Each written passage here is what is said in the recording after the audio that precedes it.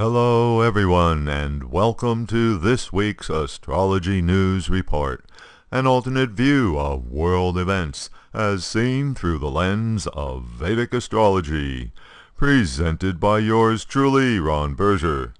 Today is September 4th, 2016.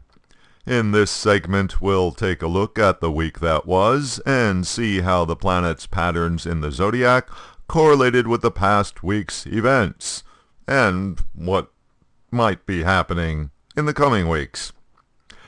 Since Tuesday of last week, Mercury has been retrograde. Mercury is the planet of communications, therefore the media. When Mercury is retrograde, communications can get confusing, and media reports get distorted and contradictory. The Donald certainly has a knack for seizing the media news cycle. Last week, without a whole lot of notice or preparation, Trump made a side trip to Mexico to meet with President Enrique Peña Nieto. Everyone was holding their breath. Would he talk about the wall? Would he insult the Mexicans with his fiery anti-immigrant rhetoric? The whole thing turned out to be a bit of a letdown, mostly a photo op. And there were differing accounts of the meeting. According to Trump, the wall and who was gonna pay for it didn't come up. According to Peña Nieto, he stated at the very beginning that Mexico is not gonna pay for any wall. The Mexican president followed up with an explicit statement on Twitter. So, we are left with a typical Mercury retrograde situation, confusion over what was communicated. What was clear was that Trump appeared very subdued and conciliatory, even spineless, while reading from a statement prepared by his handlers. Definitely not doing his tough-talking strongman act. Here are the transits in his chart, with retrograde Mercury conjunct Jupiter, planet of conciliation, and Venus, planet of harmony. And then, later that same day, Trump flew back to the U.S. to give what had been billed all week as a major speech at a rally in Phoenix. He immediately went back to manifesting the old Trump, yelling, threatening, continuously jabbing his finger in the air, insisting he would create a deportation task force, build a great wall, and Mexico will pay for it 100%. Trump made clear at the rally that there would be no softening whatsoever. It was as if he was reacting to his enforced softness of earlier in the day. Trump's natal Scorpio full moon, conjunct fiery Ketu in his chart, is what makes him so reactive and inflammatory. This volatile natal energy in his chart is getting even harder to control as Mars, transiting in Scorpio, approaches closer and closer. Simultaneously, Mars is directly aspecting his natal Uranus, the planet of rebellion. The Mars-Uranus pattern makes him even more incendiary and erratic this coming week. So we are back to which Trump? Depending on the circumstance, he can become the saner, thoughtful, statesman-like Trump that he exhibited while in Mexico with the Mexican president, or he can descend into being hard Trump, fiery Trump, like when he faced his supporters at the Phoenix rally. The difference between the two Trumps shows up clearly in the transits to his natal chart. The Mercury-Venus-Jupiter combination in his second house functions as conciliatory, softer Trump. Meanwhile, Mars transiting, with Saturn too, in his fourth house afflicts his natal moon and natal Uranus, giving us aggressive, bombastic Trump who throws red meat to his rabid followers.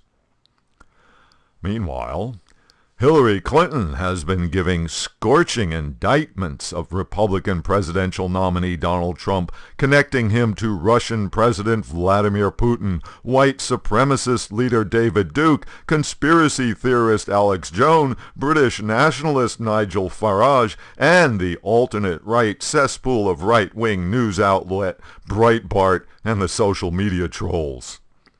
Citing various supportive statements Trump made about each group, Clinton made the case that the reality TV star is actively reinforcing harmful stereotypes and offering a dog whistle to his most hateful supporters. That he is taking hate groups mainstream. The attack was designed to permanently legitimize Trump in the eyes of decent people by pointing out how he was mainstreaming hate. Note that this Mars-Saturn conjunction in Scorpio hits her second house, the house of speech. Mars plus Saturn is relentless, merciless, and Clinton has been no less in her condemnation of Trump. Clinton's blistering attack on Trump is quite an example of her killer instinct. Note that her birth chart features Mars and Saturn together in her 10th house at the top of the chart.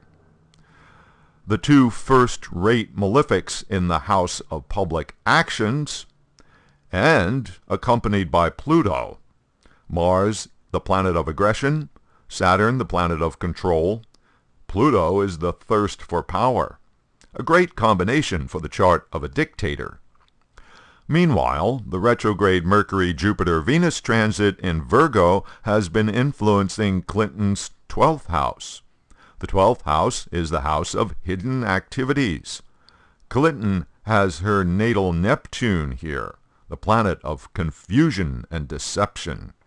So, now with Mercury, the planet of communications, retrograde, in other words, going back over the past, in her 12th house of hidden actions, no surprise that those nasty email activities are once again front and center for her.